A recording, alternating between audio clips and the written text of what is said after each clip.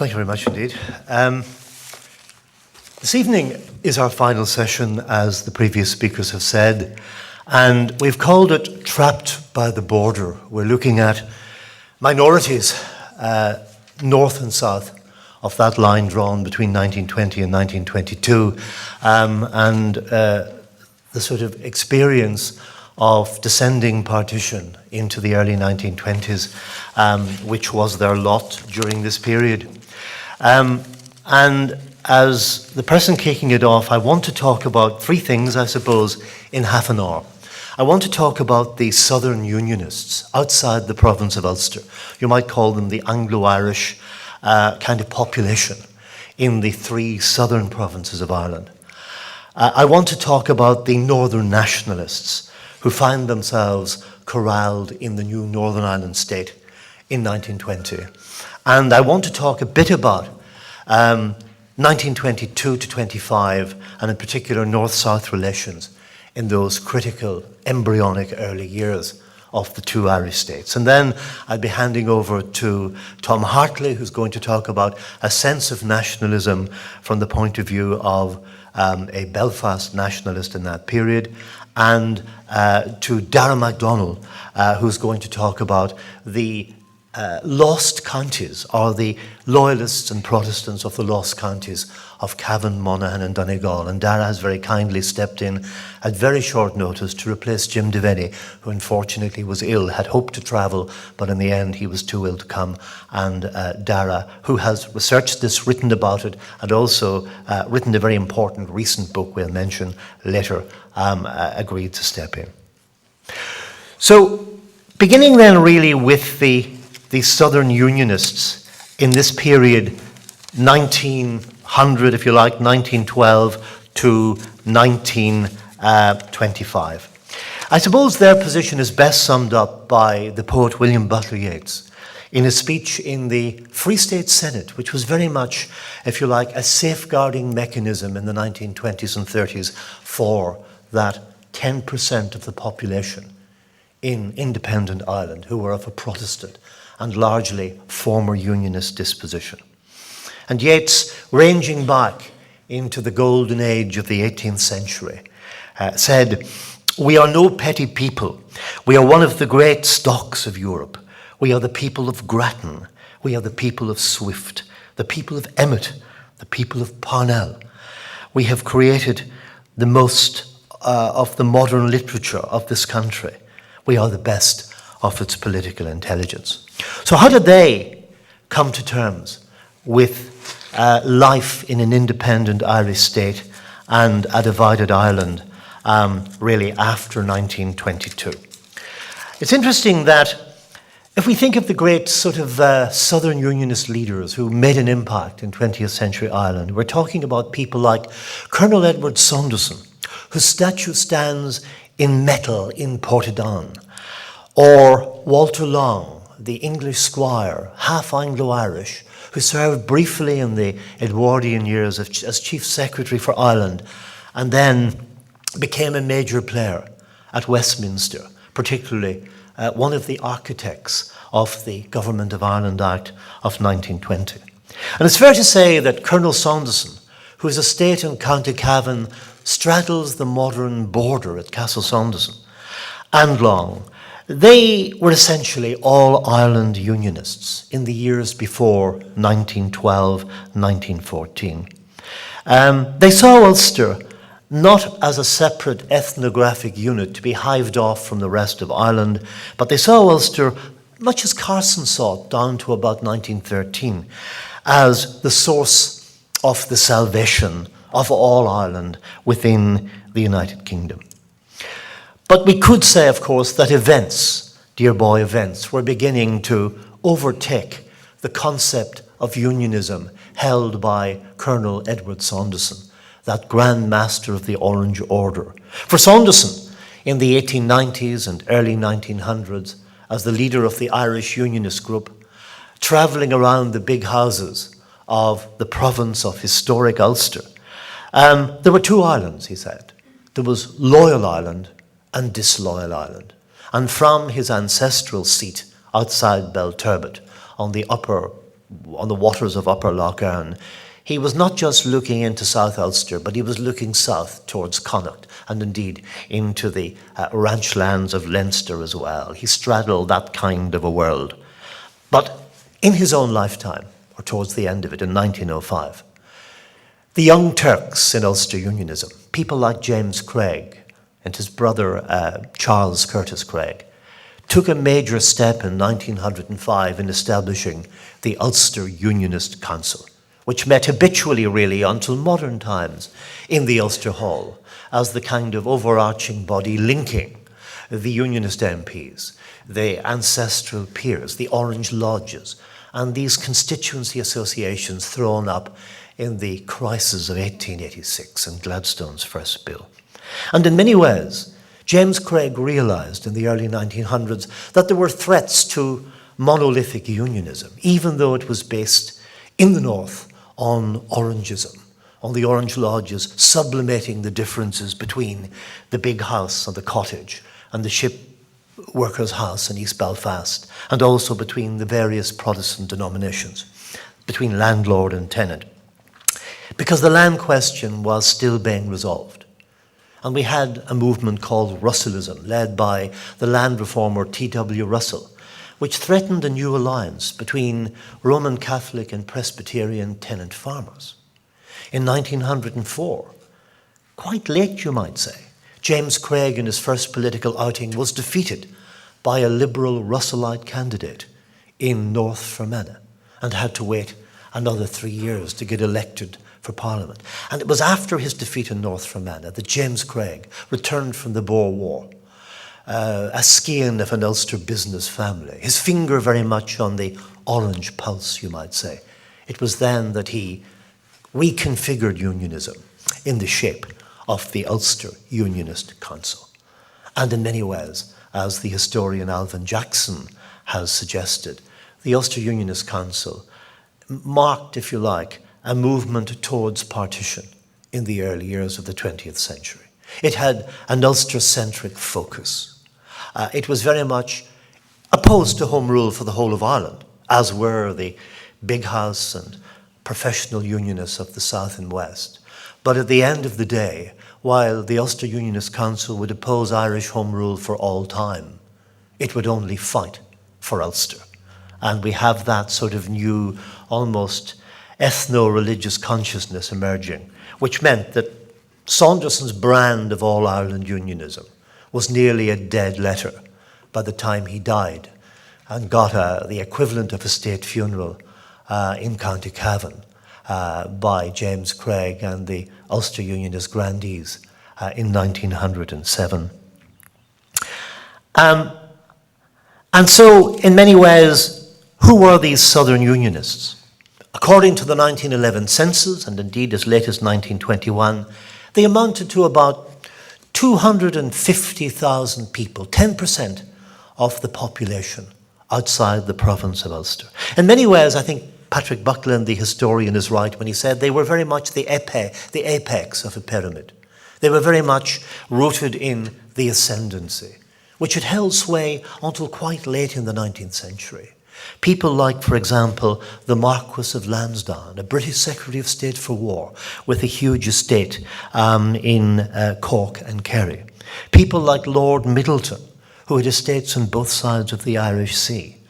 Or at the more die-hard kind of end of the spectrum as partition loomed, people like James Mackay Wilson from North Longford, the brother of Field Marshal Sir Henry Wilson, the Ulster Unionist government's first military advisor, and a man who really didn't adjust to independence in a 26-county state and eventually was to leave Ireland at the end of this period. But of course it also included one or two industrial families like the Guinnesses. We recall the First Minister's speech on Edward Carson 6 weeks ago in Ivey House, where he had lunched with the Unionist Earl of Ivey in 1913 at a great Southern Unionist meeting against Home Rule. It included a lot of Church of Ireland bishops and clergy. I was just refreshing my memory tonight. I was reading a short life of Archbishop John Henry Bernard and just reading about his perambulations as Archbishop of Dublin, making his visitations in the sprawling Archdiocese of Dublin, dining with the gentry, consorting with Sir Edward Carson when in London, one gets an insight into this rather privileged world of the Anglo-Irish aristocracy. Were there any working-class Southern Unionists? There were a few. One thinks of plain John Casey, who was radicalised during the Dublin lockout and Gaelicised his name Sean O'Cosig, and then it became Sean O'Casey, who looked back in anger in 1922 at the mainly political revolution which had been effected.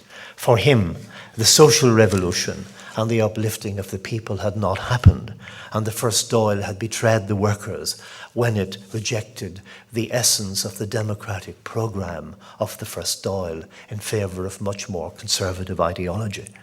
But this was what Southern Unionism was.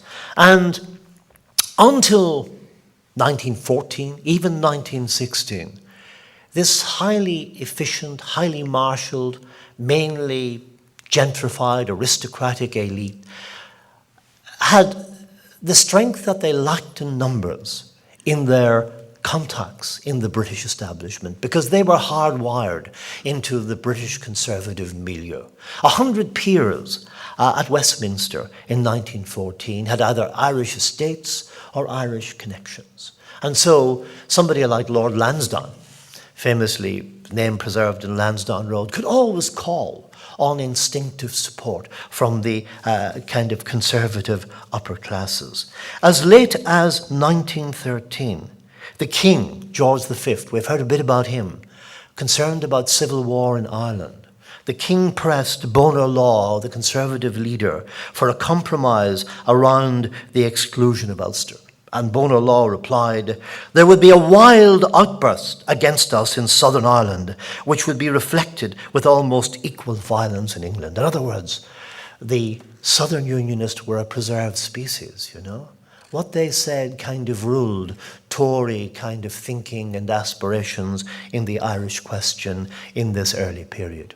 But of course, as Ulster Unionism became galvanised, as it began to look to a kind of a militaristic kind of movement in 1912-14, sections of the Southern Unionists became faint-hearted because they had two grave concerns. One was the use of force. When it came even to signing the Covenant, Archbishop John Henry Bernard, an archetypal Southern Unionist, argued that he would have a collect in his cathedral. Not really a signing, just a collect to deal with this particular matter. And the second thing that concerned the Southern Unionists was partition. They were more fearful of partition, as it turned out, than they were about the implications of Home Rule. It was in their interest to maintain the oneness of Ireland, preferably within the Empire and under the Union Jack, certainly with safeguards for themselves. And they were to take a very strong stand in this during the Irish Convention of 1917-1918.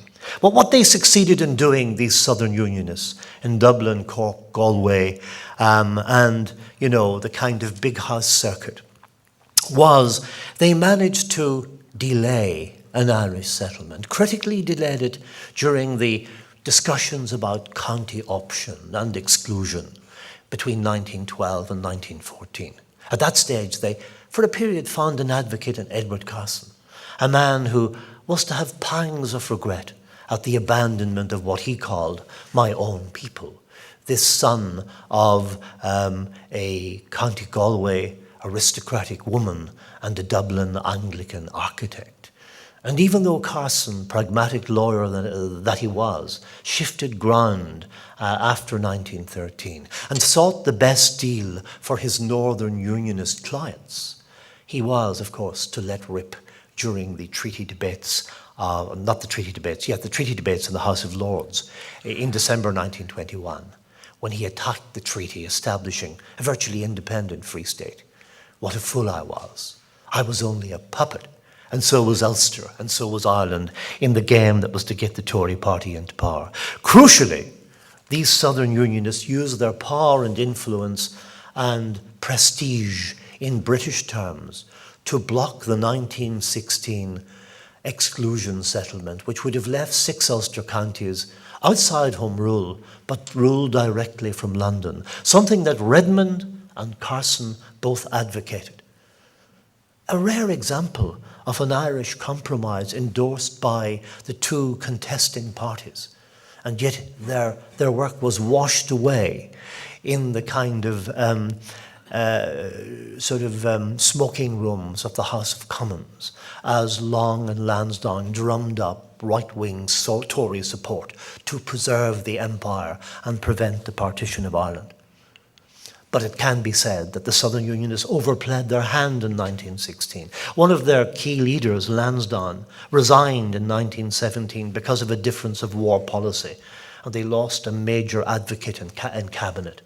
Thereafter, British governments tended to ignore them. Yes, they would help them to find safeguards in dealing with Irish nationalism, but no longer would Dublin Unionism block the way to an Irish settlement. And of course, the other great watershed was the Irish Convention of 1917, a piece the historian George Dangerfield famously said it was a piece of Lloyd George's transatlantic window dressing. It was all about bringing America and keeping America in the war on Britain's side. But in that abortive convention, the last roundtable conference to settle Home Rule, to see if an all-Ireland settlement was possible, which the Ulster Unionists attended on Carson's recommendation. During that conference, the Southern Unionists, led by Lord Middleton, the County Kerry landlord, moved towards Redmond's position. And Redmond and the Southern Unionists agreed a very moderate form of Home Rule with minority safeguards for Irish Protestants. They would have had 40% of the seats in a Home Rule Parliament. Ulster rejected it. They wanted exclusion. The scheme failed. But the Southern Unionists had crossed a Rubicon. They had spoken to nationalism on equal terms. And that would give them a say in shaping their place in the Irish Free State in 1921-22. When they would be consulted by the government, they would meet Griffith and Collins, and they would negotiate finally a Senate in the Irish legislature in which they would have the right to originate legislation. And that Senate, which emerged in 1922, was full of Southern Unionists, and its chairman was Carson's leading ally, J.H. Campbell, a Unionist lawyer, MP for Trinity, who became Lord Glenavy. And so they pass into the Irish Free State in the 1920s and early 30s as almost part of the establishment.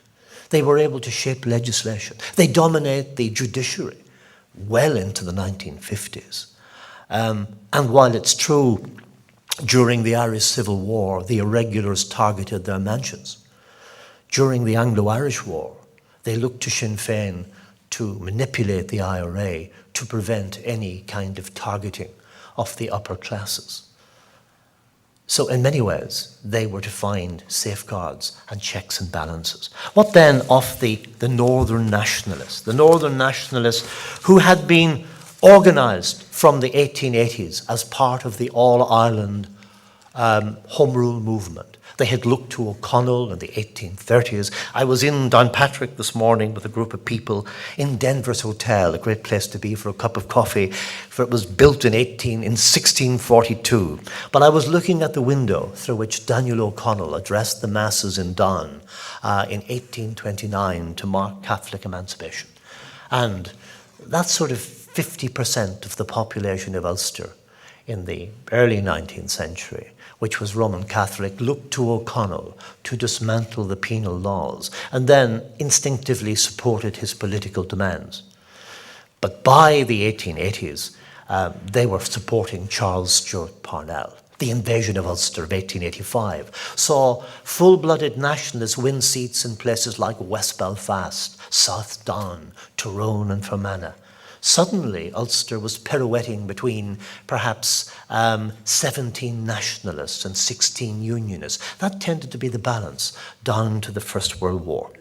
And the rise of nationalism in the north of Ireland was inseparably associated with the name of Joseph Devlin. Wee Joe Devlin who was really an instinctive politician from West Belfast, who emerged out of nowhere in the 1870s, 1880s as a brilliant orator, as a brilliant organizer, a mane of coal black hair. This is the Lavery painting of Joe Devlin, which you can see in the exhibition currently in the Ulster Museum in the 1920s. It was Devlin who realized that land was not really an issue in binding nationalists together. Religion was the motive power in Ulster. And perhaps disreputably, he reinvented a movement called the Ancient Order of Hibernians, which went back to the defenders of the murky rural warfare of the 1790s. And it became a motive force, 120,000 members, lodges throughout Ireland, but especially in Ulster. Devlin was the coming man by 1912, 1914, the most popular orator, potentially a Home Rule Prime Minister, considerably younger than Dillon and Redmond, in that he was in his 40s. And he was described, of course, famously as the pocket Demosthenes. And he was cheeky. In the House of Commons once, Devlin, who was a monoglot English speaker, was proposing a vote of money in support of the Irish language. And a unionist shouted across, "Can you speak Irish, Joe?" He said, "Better than you can speak English," was the response. And he told his unionist foes, "The difference between you and me in Parliament is this. When I stand up to speak, my enemies rush in. When you stand up, your friends rush out." He was the cheeky Charlie of Irish politics, but he was a brilliant organizer. And he extended the kind of stranglehold of the Home Rule movement in the North. And of course, it was to Devlin that the compromises fell in 1914 and 1960. Redmond, a remote figure, a patrician figure, looked to the northern vote-getter to see whether something would play well. County option was canvassed in 1912, 1914, and it was generally accepted by nationalism because it would mean a four-county split, which Carson rejected. And then, of course, the Irish volunteers rose monumentally in Fermanagh and Tyrone, 40,000 strong, as nationalists bristled at the prospect of unionist domination, what was being described at meetings as Carson's rule in the North, if Carson and the UVF gained control of a sub-state in northeast Ulster. And by 1916, of course, the rebellion had very little support in Ulster. The Irish News condemned it as the work of the wretches who supported Teutonic duplicity and treachery in the capital of this country. But as in the rest of Ireland, the executions had the same effect. The RIC reports for Belfast and rural areas chart the swing in public opinion as nationalism began to move from condemnation of the rising to sympathy with the rebels and an admiration for their cause. Yet Devlinism, constitutional nationalism, remains strongly entrenched. It's fair to say, as Michael Laffan has said here, that the old Nationalist Party was not finally buried in Ulster until 1969, 1970, eclipsed by the civil rights movement and the emerging SDLP. There were people in nationalist politics in Belfast and Tyrone in the mid-1960s who had been involved in the era of Redmond and Devlin. But it was the rising which created the necessity for the Home Rule Party to salvage something from the chaos. If it didn't somehow produce this sort of much-promised Home Rule scheme, if it failed again, it would be wiped off the face, the political face of Ireland. And so the nationalists began to talk to Lloyd George, and Carson began to talk to Lloyd George about a compromise. It crystallised around the exclusion of 6 counties. Carson was given an assurance partition would be permanent. Redmond and Devlin were told it would be temporary, and they emphasised that to their supporters. The day of reckoning was a meeting in a grim hall at the back of Belfast city centre, so eloquent, really, of the status of Northern nationalism. The old St Mary's Hall and Chapel Lane. There had been twin heads over the door, one to Parnell, which was hacked off when a priest urged people to hack off the adulterer's head in 1891. The other head survived, the head of Daniel O'Connell. And it was in that hall that 770 nationalists from the 6 counties earmarked for partition met on a day known as Black Friday in June 1916. It took a Herculean performance by Redmond and Devlin and the threat of the Home Rule leadership to resign to carry the idea of even temporary partition. But in the end, there was a clear majority of 210 for exclusion. Carson got a majority for exclusion as well. But as we saw, it was the Southern Unionists and their British allies who destroyed the prospect of a compromise which would have left the door open to developing unity in Ireland and perhaps averted much of the bloodshed in which the border was to be etched a mere 5 years later. But of course, the Good Friday the Black Friday Conference of 1916 saw the fatal split in Northern nationalism. West of the Bann, led by a lawyer in Omagh called George Murnaghan, the anti-exclusionist nationalists broke away. Within a year, they were the northern wing of Sinn Féin, attracting support in the more nationalist areas of the future Northern Ireland state. The old Nationalist Party clung on in Eastern Ulster in terms of its councillors, Hibernian lodges, but nationalism was fractured, something that would weaken its bargaining power when partition came. And of course, the 1918 election would see the Home Rule Party wiped out. It survived like a remnant of the Roman Empire in the north when Devlin and a handful of supporters managed to get back to Westminster, dwarfed in a parliament of 700 members. Their hereditary enemies, as Devlin called them, the Ulster Unionists, ensconced as part of the government. The shift in the balance of power from the Nationalist Liberal coalition to the Tory Unionist coalition was complete. And Sinn Féin abstention meant there was no sizable nationalist body to oppose partition, or as Devlin tried to do, to lick the bill into better shape. And so the 1920 Act was passed without any input from the Northern Nationalists. What then of events after the treaty was signed? In some ways, there's a poignant meeting. On the 7th of December 1921, a poignant meeting in the Mansion House in Dublin, a nationalist deputation arrived down in the hope of seeing President De Valera. They didn't know that President De Valera had just rejected the treaty and that Sinn Féin Ireland was on an inclined plane, really, to permanent division and civil war. But at that meeting, the Northern Nationalists asked for advice. What are we going to do? What does this treaty, which sets up a 26-county free state, what does that mean for us? And the mayor of Derry summed it up very well when he said that they had been abandoned by Sinn Féin and the South. Irish unity was no more. They were reassured by people like Owen MacNeill, but there was a sense that, the watertight doors had closed, and within 6 months, Michael Collins and the Irish Free State were fighting for their political lives against the anti-treaty IRA.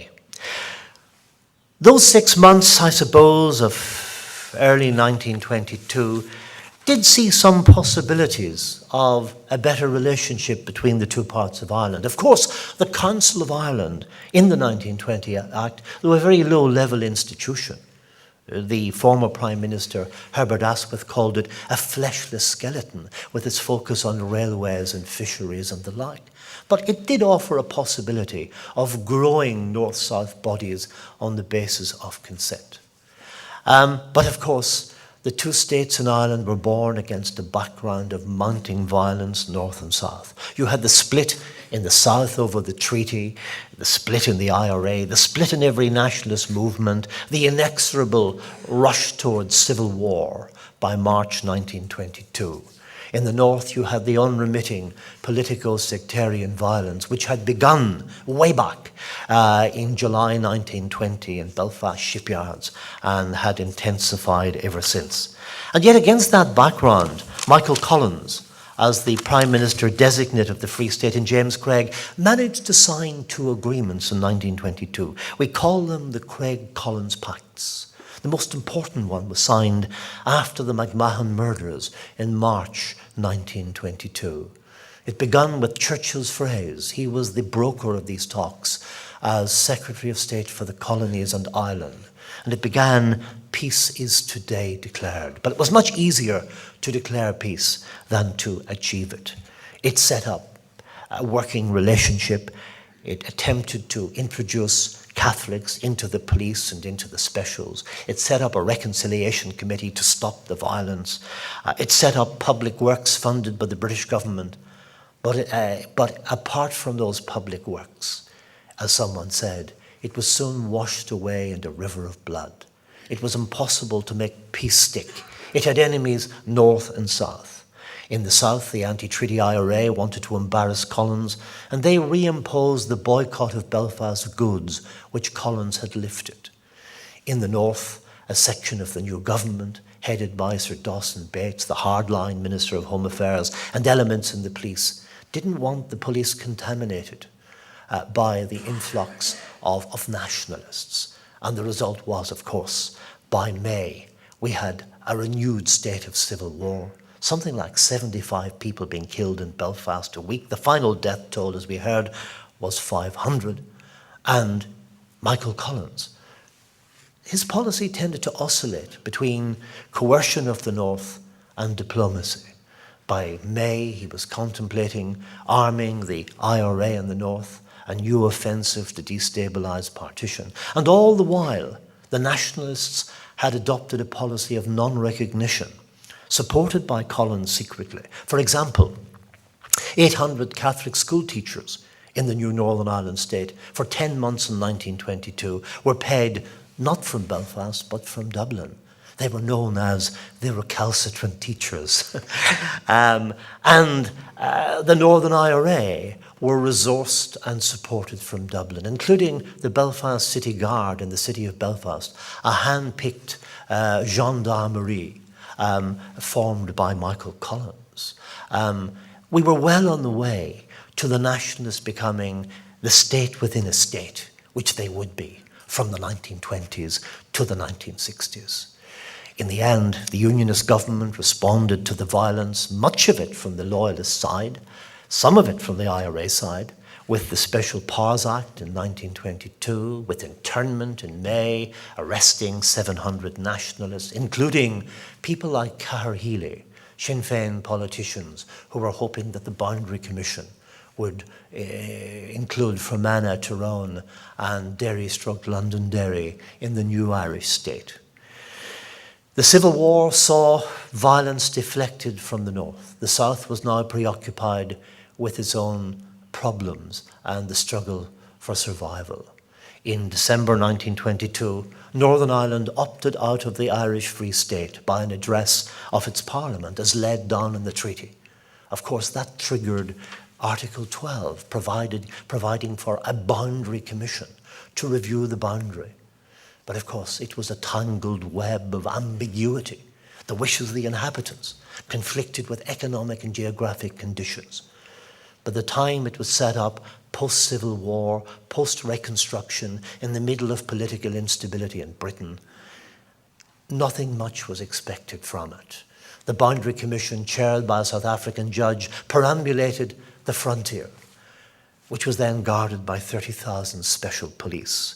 In the end, in November 1925, its report was leaked to the press, and its award, the putative award, suggested that it was going to allocate a rich area of East Donegal to Northern Ireland in return for the transfer of South Armagh to the Free State. As word of this leaked out, the Ulster question in southern politics was replaced by a slogan, "Hands off Donegal." That became the driving force as President Cosgrave led his cabinet to London.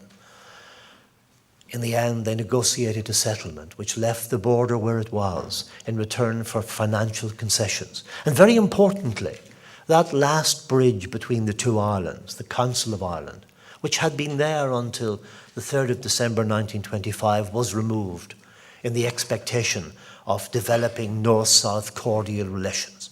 The press talked about the Irish Locarno, echoing what was happening in Europe in a thawing in Franco-German relations.